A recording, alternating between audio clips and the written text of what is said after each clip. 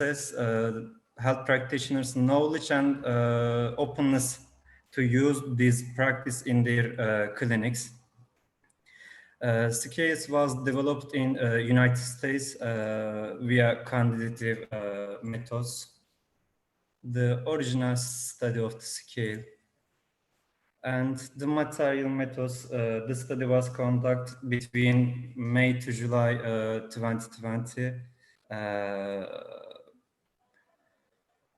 132 participants from different professions were included in the study.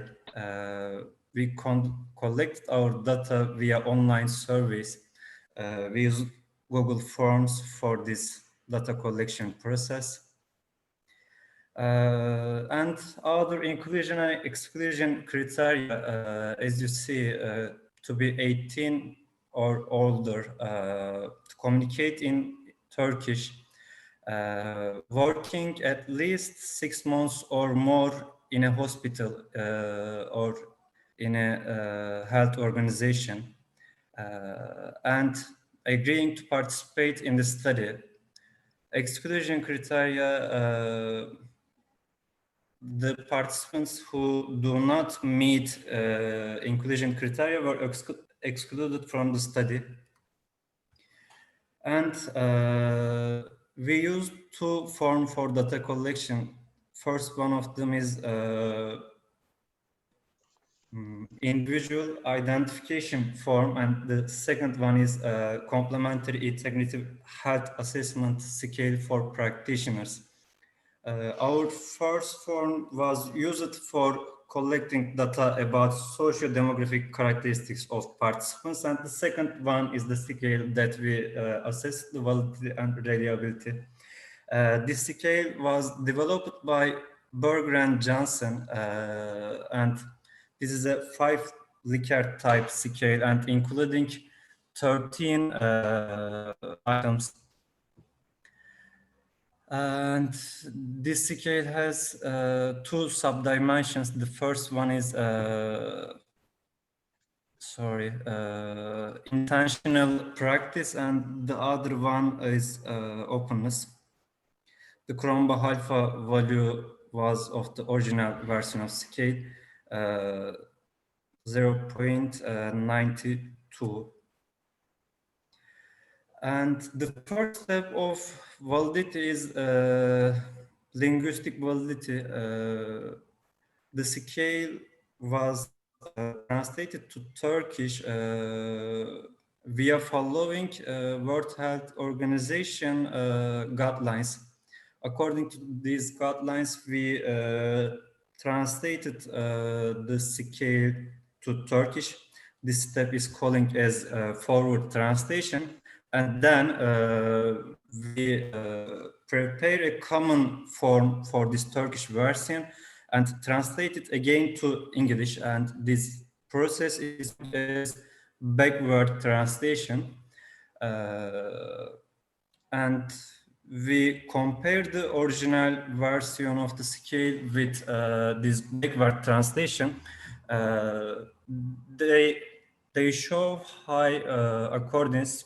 So we this translation process,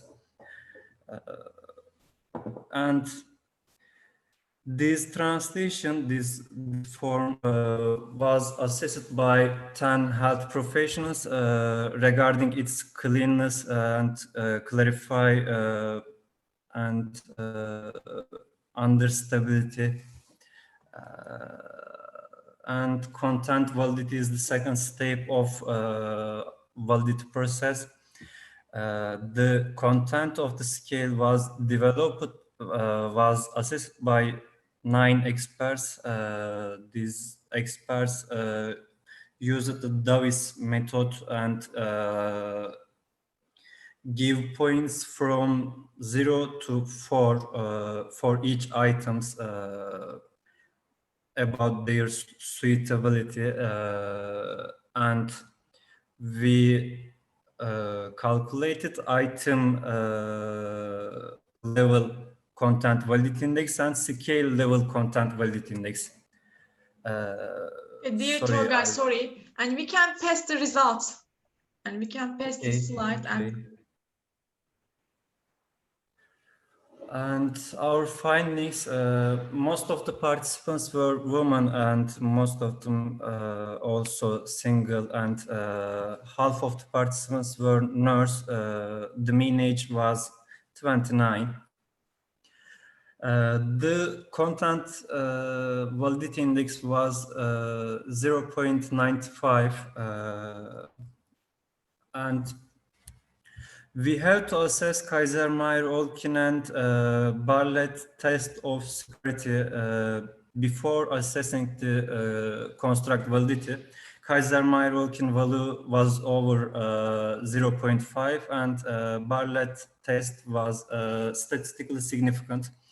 And the scale was explaining the 66% of total variance with its two-factor structure.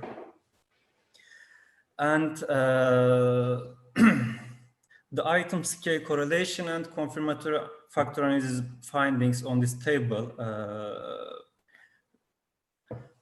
Actually, the original version of the scale was including 13 items, but we have to remove one items from the scale because the factor loadings of these items was 0.1, and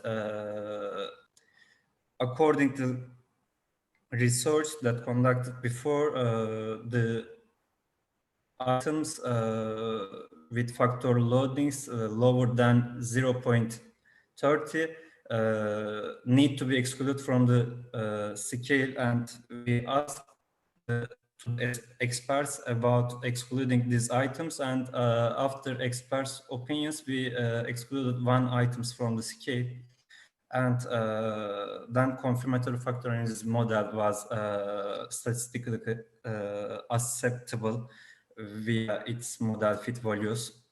And this is the graphic of confirmatory factor analysis AMOS output and reliability findings. Openness and intentional practice was the subscale of the main scale and total point of the scale we evaluated. The Cronbach alpha value was over 0.80 for all of them. And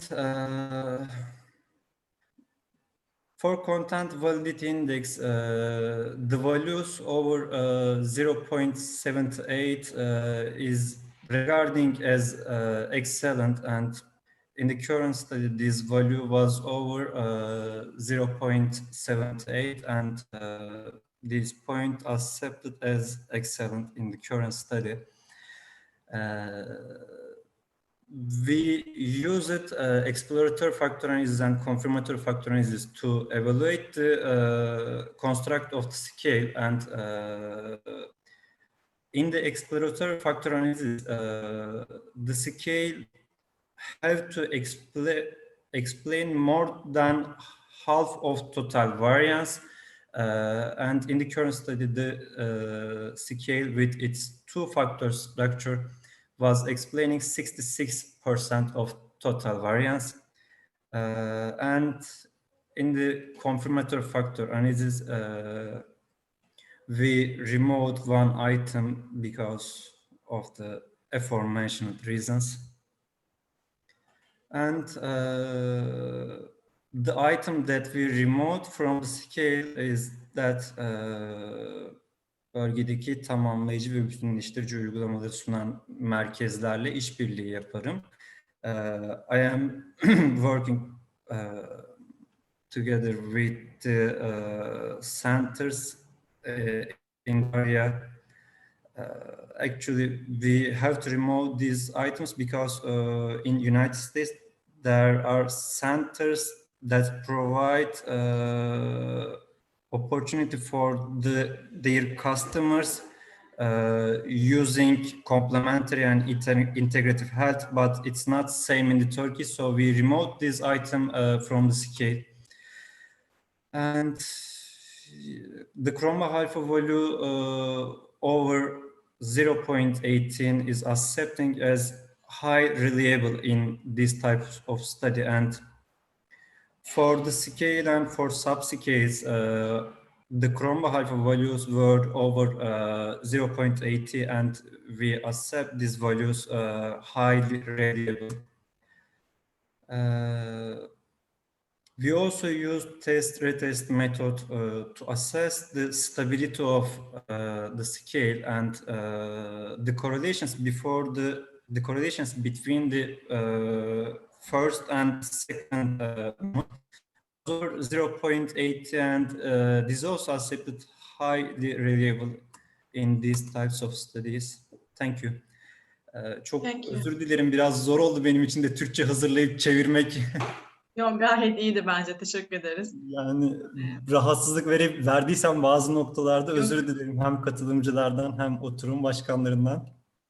Yok, teşekkür ederiz. Thank you. Is there any question or comments? Because another speaker is in here, Lourdes Ruiz.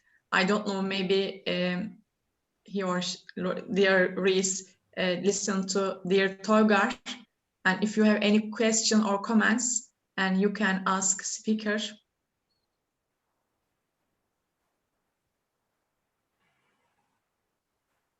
Okay, thank you. Dear Toygar, can I see your scale items? Is it possible?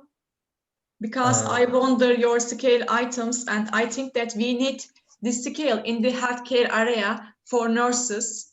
Okay, I will show, but wait for a second. The English version or the Turkish version? Which one? English item or Turkish item? Okay. Which you can open.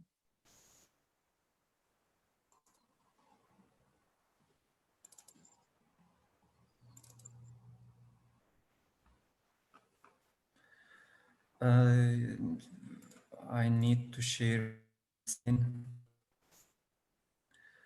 Yes, the Turkish version of the items. Mm-hmm.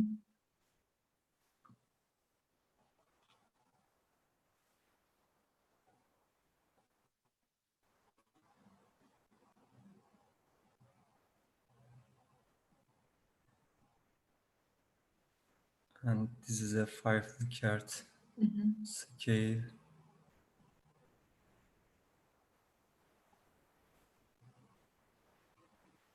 Buradan tabii birini çıkardık. Actually, we have not prepared the final version of the scale for now, but it will not take so much time. We only remove one of these items. I can share it with you later too. For in Turkey, and there is a scale, but the items isn't content all the research questions. And last week, my thesis student give her thesis document to ethic committee. So I found a scale which is related to complementary and alternative attitude. But now, when I listen your presenter, I think that maybe I can use this scale. So I wanted to see your scale items. Actually, the article of this scale will publish this week, and you can see the details with this publication. Okay. And I know which scale you mentioned. The scale is a bit out of time, I think. So if you are using the scale that I mentioned, Erci and her friends translated it to Turkish. Yes, Erci, yes.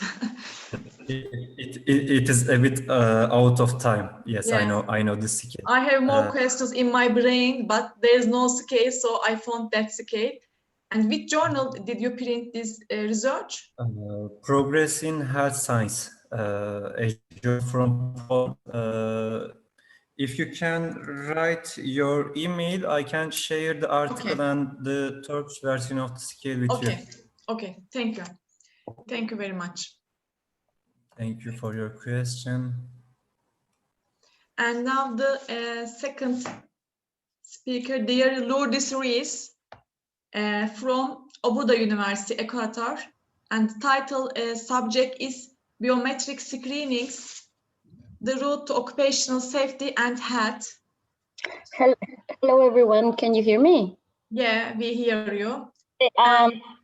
I'm going to share my presentation. Okay, dear Ruiz, can you briefly introduce yourself before presentation? And you have 20 minutes to tell the presentation. Okay.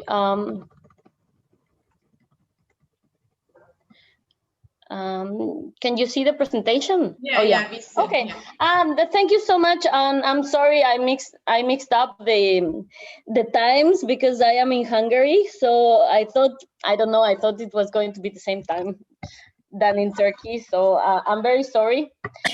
Thanks to Professor Mehmet that he called me and his wife. I could come. So my name is Lourdes Ruiz. I'm an international student, PhD from Ecuador, but I'm studying in Budapest, in Obuda University. I am part of the doctoral school on safety and security sciences. Yeah. And this part that I'm going to present is part of the theoretical framework that I am doing for my dissertation. I'm about to finish my PhD, but this part of I couldn't present it anywhere. So this is like the theoretical framework, the literature review. So what I am studying is how biometric screenings affect not only the occupational health, but the occupational safety. Yeah. Okay, so first of all, biometric characteristics in the workplace, such as fingerprint, iris, handprint, have been used for identification purposes, to grant physical or virtual access to the facilities in the workplace, and also to control employees' time and attendance. But these practices have been shifted to other practices and to collect other type of data through biometric screenings. That is the process of measuring biometric characteristics such as weight, height, blood pressure, taking samples of urine and stuff to assess the health condition of the employers and monitor changes throughout time. And another concept that is important for my research is, of course, occupational safety, which comprises a multidisciplinary area and the main purpose is the analysis, the recognition, and monitor of occupational hazards to protect and guarantee the employees' well-being. Research about biometric screenings have been mainly health-based. Topics such as how to promote the healthy behaviors within the workforce, lifestyle, incentives, health education, but there is not much documentation on how biometric screenings help occupational safety, how biometric screenings stimulate safety in the workplace, how these biometric screenings can bring us insights toward new wellness practices, and the importance of biometric screenings, not just like in the health scope, but in safety too. So for starting my research, I think that biometrics in the workplace constitutes an excellent approach to promote and enforce safety and health. So what is safety? Safety versus health. Occupational safety health is it is treated as a unified concept regarding the policies, the initiatives, the management. But although safety and health share some similarities, they differ in important aspects. What is safety? Safety addresses situations that can cause immediate harm or injuries and involves hazards that can affect workers due to unforeseen harsh conditions. And the health deals with the circumstances that can cause disease and unfavorable reactions, but in long term, that are not as dangerous and as severe as an accident. Traditionally, the occupational safety and health management systems were concentrating just on preventing the workplace accidents by training the staff, by implementing laws and regulations, and by designing ergonomic machinery. But nowadays, this approach has shifted to becoming broader by taking into consideration the employee's well-being as the base of the whole safety and health efforts. That's when biometric screenings come into place, because occupational safety and health initiatives such as the wellness programs shifted these just focusing on the accident causation and prevention efforts to focus on the workers' well-being, to try to find the root cause of the accidents, because an accident is not something that just happened. It has like a cause. So biometric screenings are part of the corporate wellness programs, and they provide a complete characterization of the worker's health by collecting various biometric measures that includes the blood, the height, the weight, and more. Biometric screenings focus on how the work is affecting the employee's health, and according to these results, to take actions in order to prevent these health issues. Also, biometric screenings detect non-conventional, and this is how biometric screenings, through my literature review, are focusing on safety, or on that is like the impact on safety, is that biometric screenings detect non-conventional hazards, such as these health indicators and disease, which not only affect the worker's health, but the ability to perform their work duties, and this can hinder the safety behavior. So here is an example, because in a biometric screening event, they collect a lot of different biometric characteristics. Here is just one example how I collected this information in my literature review. Biometric characteristic can be the blood pressure, and the biometric screening result is a high blood pressure, which is a hazard because it can indicate a high stress levels. And these high stress levels can lead to safety issues such as distraction because of accidents, also unsafe behaviors, workplace violence, and people that are stressed, they tend to make unhealthier choices such as alcohol, tobacco, and drug consumption. Here are more examples on how biometric screenings can be an indicator of unsafety behaviors that can lead to accidents. So smoking, if a part of the workforce is smoking, beside the severe health issues that has smoking, employees take more breaks during working hours, which disrupt the working policies and can cause accidents and injuries. There is loss of productivity because of these breaks that they take to smoke. There will be presenteeism, absenteeism, and also the health insurance costs are higher for employees that smoke. Another indicator of a biometric screening result is overweight or obesity, which can lead to chronic diseases such as diabetes or heart problems. And according to the research, and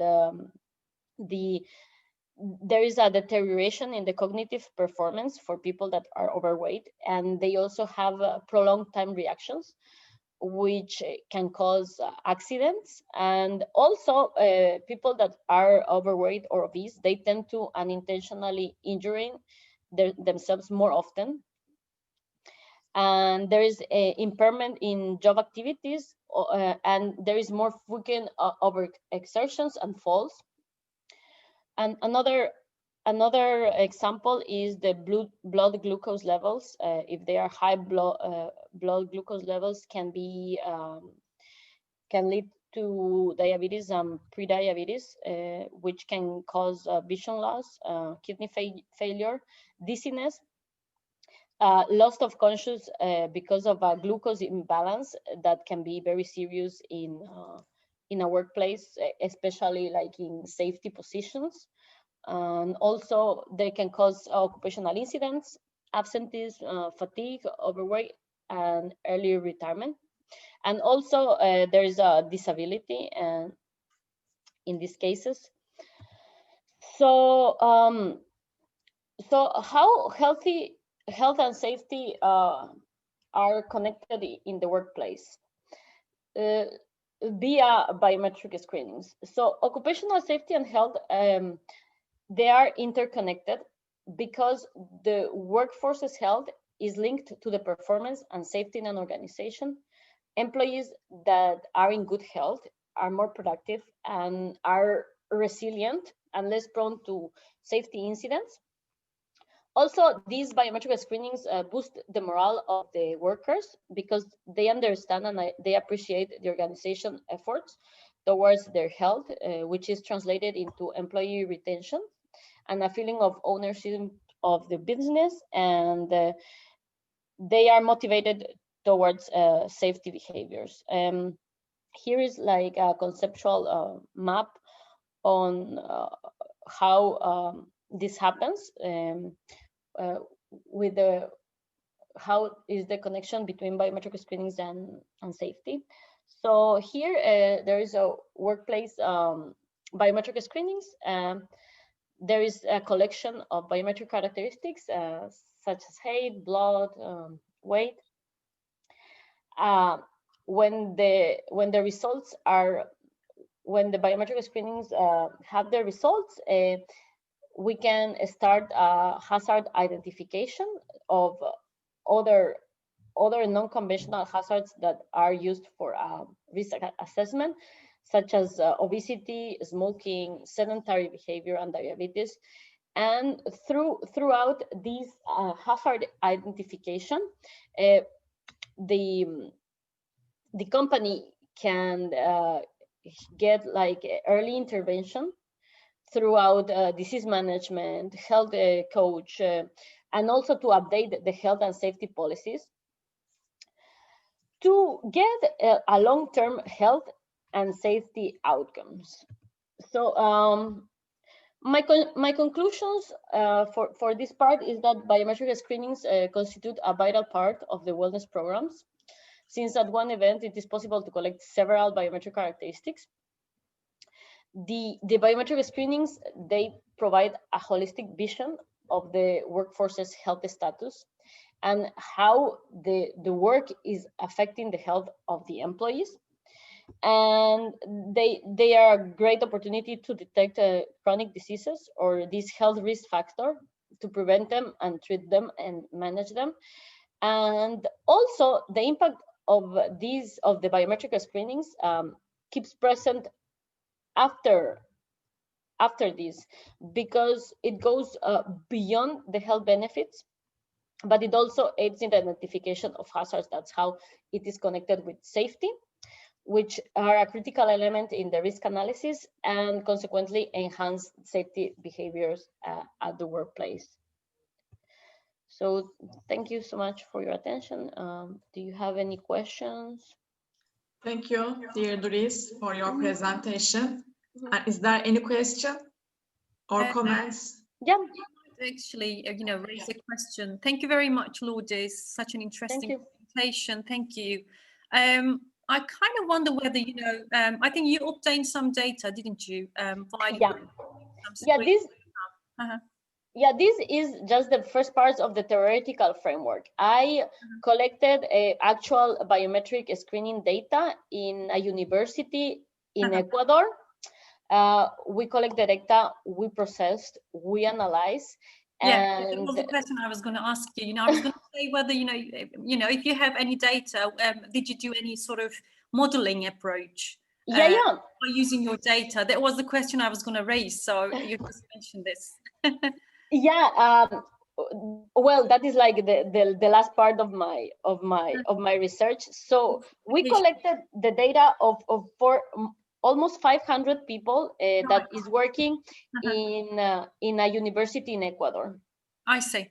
We collected the height, weight, the type of work, and we did descriptive statistics to see what are the main problems that they had, and most of the problems were overweight, hypercholesterol, also vision problems, and musculoskeletal problems.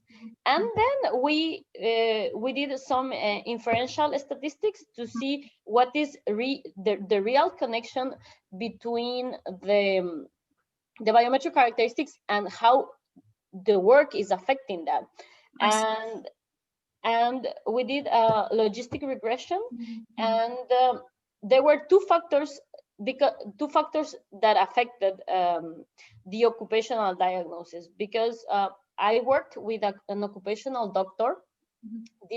This doctor checked all the data and made like a decision if the worker is fit to work or fit with limitations or is unfit to do their job safely.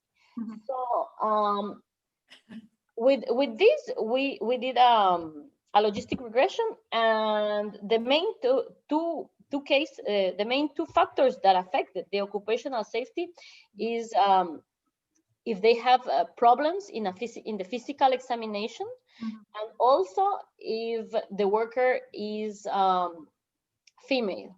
I see. The gender, you mean the yeah, I see. Yeah.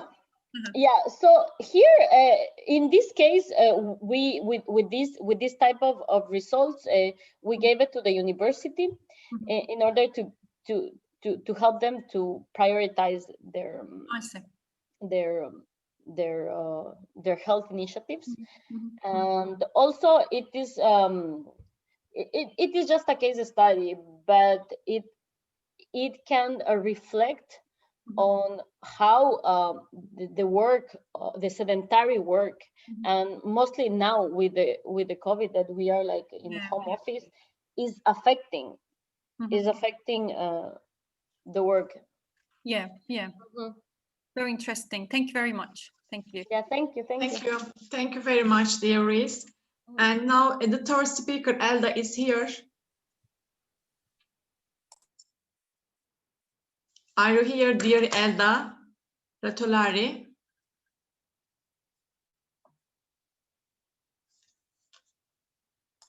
She's actually here, but I'm not sure whether she can hear us.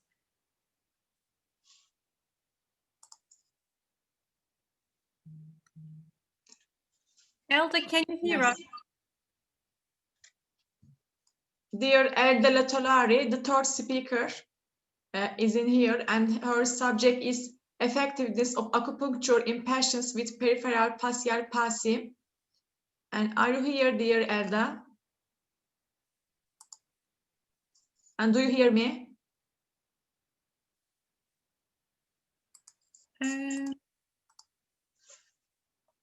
Let me just write her.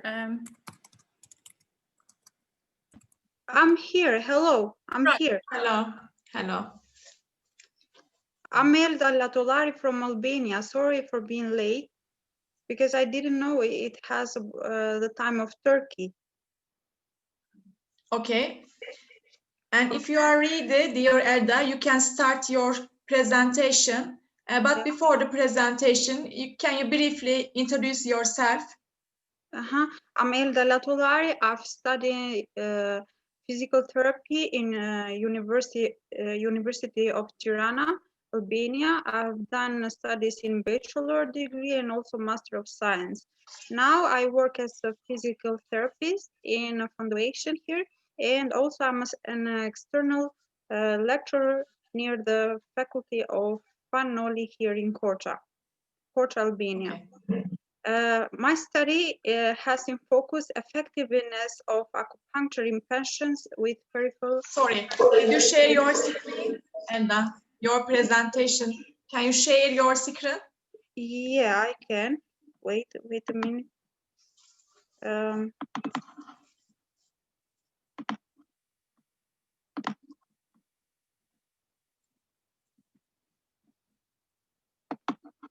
Can you see my presentation now? No. Wait a second. Can you see now? No. Okay, wait a minute.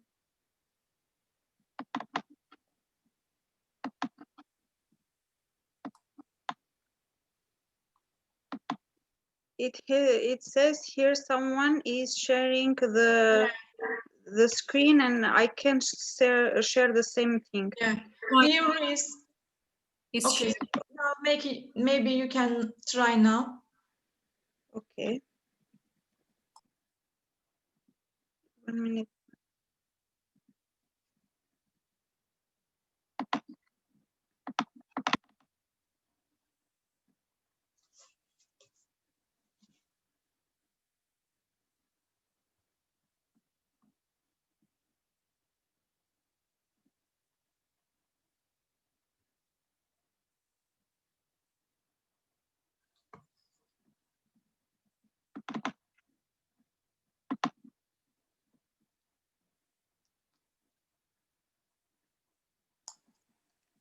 Now you can see.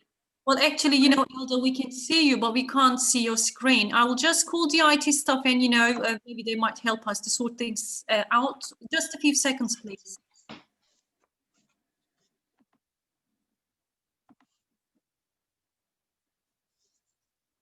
All right, now we can see. Yeah, we can see my presentation. Okay. My presentation is about the effectiveness of acupuncture in patients with peripheral facial palsy. First of all, I want to talk about what is this disease. And there are two types of peripheral palsy. It is central and peripheral. When we say central, the damage comes from brain, and it can affect the seventh nerve, which is facial nerve. While the peripheral facial palsy, it depends in traumas in the peripheral part of the face. So this kind of disease affects 4 to 14 patients around the world, and it has many causes like traumas, like accidents or operations, viruses, and tumors. Also, there are causes that we don't know. That's why we call idiopathic causes. The symptoms of this pathology, the symptoms that we can see in a patient, there are weakness of muscle in one side of the face, because this disease affects only one side of the face, and we see the drop of angle of the eye, the drop of angle of lips, and also we see the weakness of muscle in one side. Also, we have dryness in liquid of eyes, and we have also hyperacusis. This is a situation when we can hear noises, strange noises in our ears. And rehabilitation of this pathology consists in medication like acyclovir and prednisolone are the main medicaments for treating this disease. Also the surgery when the situation is very bad, so the nerve is very damaged. Also, I'm focused in physical rehabilitation. Physical rehabilitation includes manual therapy, like soft massage of the muscle of the face, exercises of mimic is more important, like when we ask the patient to open and to close the eyes, to move the lips in form of kiss, or to show the teeth. Also, the movement of eyebrows. We also use some methods, helping methods like electrostimulation, like TENS or acupuncture, also, and laser therapy, but I'm focused only in acupuncture. Sorry, dear, is limited. Can you pass the results? Okay, I've used only 10 studies, which are randomized controlled trials studies, and I've divided these studies in 4 groups. Two studies has in focus acupuncture and medication, 1 study laser acupuncture, 2 studies electroacupuncture, and 4 studies are having focused manual acupuncture. As we know, acupuncture, it has in focus using of dry needlings by inserting in different part of the body. Like in the picture here, there are 8 points near the eye, mouth, and the chin and cheek, where we can insert these needles. So in 10 studies that I've used for this for my study, the one big study is the second study, as you see, Chabet et al. At 2013. It's a randomized controlled trial study, and it has in focus 338 patients divided into 2 groups. The focus of this study is to study the effect of the key. What is the effect of the key? Is by inserting the needle, we can improve the symmetry of face, the muscle tone, and the muscle force when we realize this key effect. Also, the studies are valued by Pedro scale. Pedro scale is a scale which includes 8 points, and this study are valued with 8 points by Pedro scale. The other study, which is a very good study, is the 5th study, Juan et al., which is used 49 patients. They have value by House-Brackman scale. The House-Brackman scale is a scale that value the damage of nerve from 0 stage to 4th stage. 4th stage is the last stage, and the nerve is very damaged. In this study, this study has used the acupuncture and prednisolone. One group used only the medication, while the other group used the acupuncture and prednisolone. And in the result, the study says that when we combine acupuncture and medication, we have better effects in improvement of nerve function and better mobility of the face. While when we use only medication, we don't have this improvement in a short of time. While the other study that is very, very important is the Ton et al. We use the laser acupuncture. Laser acupuncture is a method used nowadays, and it has the frequency of 800 and no, it has a time. They use the laser acupuncture. We can use for a time for only 40 seconds in a power of 3 joules and in a depth of 810 nanometer. When we use these frequencies, we can take better results in treating peripheral facial palsy only in a chronic stage where the nerve is very damaged. Also, I've include a study that is made by Turkish scientists. They use this study to study the effect of acupuncture. And they say that when we use acupuncture, we have a better motor potential nerve and better muscle mobility. In my study, by using the Pedro scale and also the one database, which is called EpiMetal, I realized that only one study has low points by 3 points.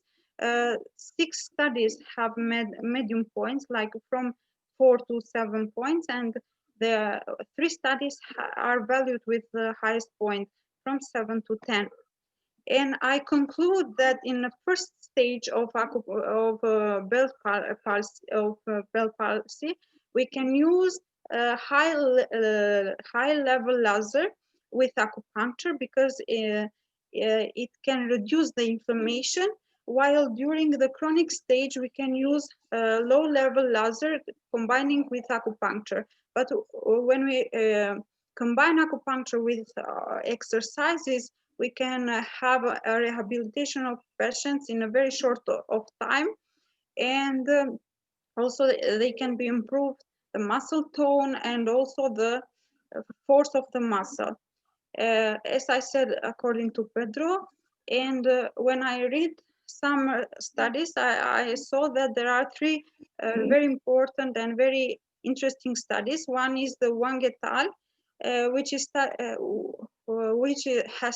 focused acupuncture and vitamin B12, and he said that when we use the combination of these two things, we can have a better improvement in facial symmetry in very short of time. While nowadays there are two big studies, Kim et al., which have focused the patient with migraine. Kim saw that during the aura of migraine, some people may experience peripheral facial palsy, because during the aura, the pain is very hard and it can be damaged the facial nerve. While the Sugura et al. At 2019 says that patients who are very stressed and follow a rehabilitation, and they can they have a very last time in order to rehabilitate according to patients who are very optimistic during the time of during the therapy. So he concluded that stress can affect the rehabilitation of patient, not only physically but also in a psychological way. In my conclusion, as I say, the acupuncture is a good therapy because it has no side effects according to studies made till today. It can improve muscle tone, muscle force, also the symmetry of face, also the mobility of eyes, the eyebrows, and also the lips. The most used scale is House-Brackman and also the Pedrock scale. But in the end of my study, I suggest to do more studies also in part of Europe in order to study the acupuncture, because it is not so much developed here, this method, like it is in China or South Korea. Thank you. Okay, thank you, dear Elda. Our time is limited. Is there any question or comments for presentation effectiveness of acupuncture in patients with peripheral facial palsy? Is there any question or comments? And dear Elda recommended to make more studies in this area. Yeah. Okay, thank you, dear Elda, for your presentation. And the last speaker, last presentation from Boukhazani Fouzi, Faculty of Medicine of Algeria, COVID-19 pandemic impact on the interceptive orthodontics. And dear Fouzi, are you here? Do you hear me? Hello. Hello. I'm here. Okay, if you are ready, you can start your presentation because our time is limited. Okay. Hello. So I will share my screen. Okay.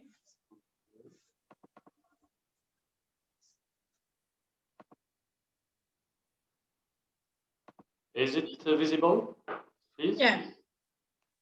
Yeah, we see your screen, but I request you to tell your presentation in 10 minutes. Okay, yes, I will try. I will do my best. Thank you very much. So, ladies and gentlemen, my name is Fouzi Boukhazani. I'm an assistant professor of orthodontics and odontofacial orthopedics from the Faculty of Medicine of Ouargla, southeastern Algeria. First of all, I'm very grateful for this opportunity to address my colleagues in all over the world. Secondly, I will talk today about the side effect of the actual pandemic, which is COVID-19 pandemic, impact on interceptive orthodontic. So before starting, I will try to make it clear about malocclusions, which we try to prevent with interceptive orthodontics. So in this video, we'll see the types of malocclusions. So do you know that malocclusions affect 74% of adult Americans? We don't have available data yet in Algeria about the proportion of adults affected by this problem. And the problem of crowded teeth, of malocclusions, of misaligned teeth will lead at a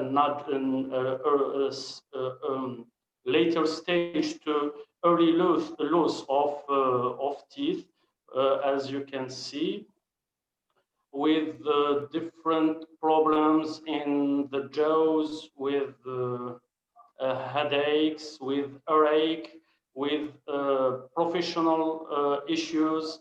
The patients sleep bad, they can't work during the day. So as an evolution of these malocclusions at the adulthood.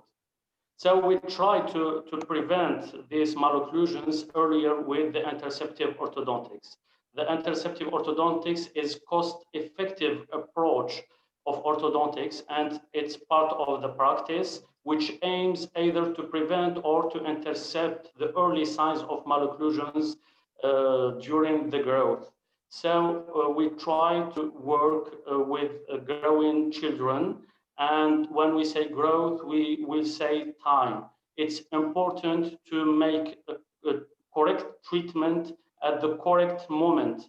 So as you can see here, it depends on 1 year, 6 months, and when we faced the pandemic problems, so all the appointments were delayed, and we had a missed chance for these children to be intercepted. Okay, so usually this approach is based on large-scale oral screening, usually made at the schools. So due to the pandemic, all the schools were closed here in Algeria for 6 months. So there we had no screening. We had undiagnosed growth disorders in the face and installed malocclusions, and as I said, missed chance for interceptive orthodontics. So we try to find solutions to this situation to keep going the care, the oral health care, despite the pandemic. And we try to assess the interceptive orthodontics activity in the containment period using new approaches adapted to the context.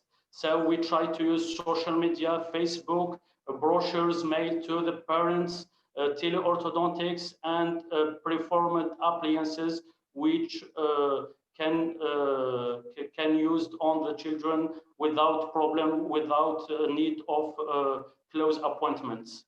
So social media, we try to create page for the children in which we inform the children, the parents, to new modalities to access to the hospital in order to take in charge their children. We try to mail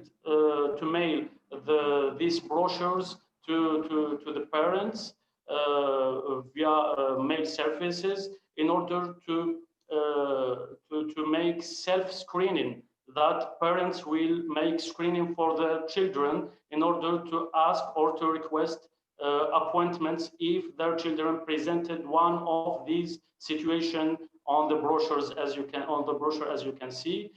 We put a phone number in order to receive appointment requests from parents.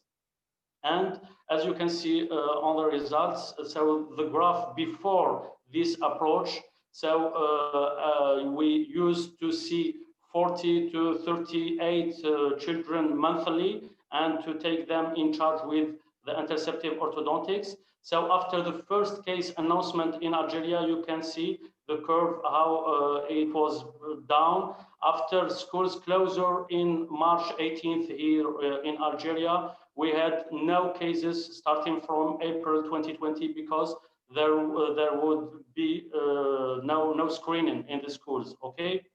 So after this new approach, after the social media use, the phone number and the brochures mailed to the parents, we started to receive timidly new patients for interceptive approach and to try to keep going the care. And here you can see the three curves and the difference between the phone, the appointment scheduled here before the pandemic and the interceptive treatment given to the children. We try to introduce phone request here, as you can see, as a barrier in order to give the care and to protect the oral care professionals in order to avoid a large number of requests to the dental office. In discussion, the situation of COVID-19 pandemic was an unprecedented situation for our field, so new solutions must be found. The American Dental Association promoted the use of teledentistry to schedule appointments in the pandemic period, so we tried to do the same thing. Sacomano reported the use of the same approach in orthodontics, so teleorthodontics, in Italy earlier this year in the pandemic. The use of self-screening through social media has been promoted by the French Federation of Orthodontics also as solution for large screening suspension since the beginning of the pandemic in France. So we tried to do the same thing by mailing the brochures to the parents. New interceptive approaches had been developed in our department using also preformed appliances without need for impressions with high risk of salivary contamination in this period. In these preformed approaches, we used single-use appliance selectors, as you can see. Preformed appliances allow the management of different malocclusions at the same time with a high success rate, and it can easily sanitize it and boil it in water without risk of damage. And patients are instructed to store these appliances in container when it's removed for meal to avoid contamination. The interceptive orthodontic procedures must keep taking in charge involving malocclusions for the benefit of the growing children and all the community. The COVID-19 pandemic was a real challenging situation, and interceptive orthodontics must adapt its protocols to avoid any risk of contamination at the dental office. Now I will share you two clinical cases of children taken in charge by this new approach, using here preformed appliances, which can be easily sanitized or boiled in water, and without any need of close appointments. We can see the patient in 3 months, 6 months without problem. So as you can see, here is mandibular prognathia interception. So as you can see, it's reverse biting, and after 3 months putting this preformed appliances, we get a corrected relationship between the jaws, and the growth can keep going in correct position. Okay. The second case here, as you can see, it was 6 months. It was at the beginning of the pandemic. Here is crowding problems was diagnosed in this situation. We put only the preformed appliances. As you can see, we start to make place for all the erupting teeth, so as a guidance eruption technique. And after the pandemic, we can do fixed appliances in order to keep going the treatment. So I'm very grateful for you for this opportunity. Thank you very much for attending, for watching, and I'm here if you have any questions. Thank you. Thank you, dear Fouzi. And you made an awareness project, I think, for parents and who have children. And Yes. and this is a very big awareness project, I think. And you use appliances for prevent dental problems for children. It is very important.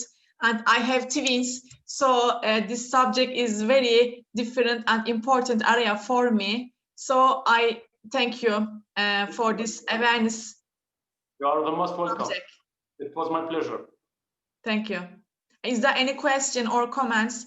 Because there is 5 minutes to finish our session. Is there any question or comments?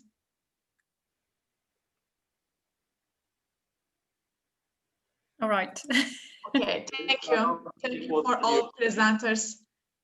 Right, thank you very much. I mean, very interesting presentations, and thanks a lot for your participation and your support. Thanks to our moderator as well. So the next session is going to be starting at 2:30, which is 14:30. So it's going to be about sociology of health. And just a very quick reminder that, you know, we have 3 parallel sessions running at the same time. So you can just, you know, check out our program and see, you know, if you're interested in any of the sessions or the panels. So thank you very much for your contribution. Thank you. Thank you. Thank you. Bye. Thanks.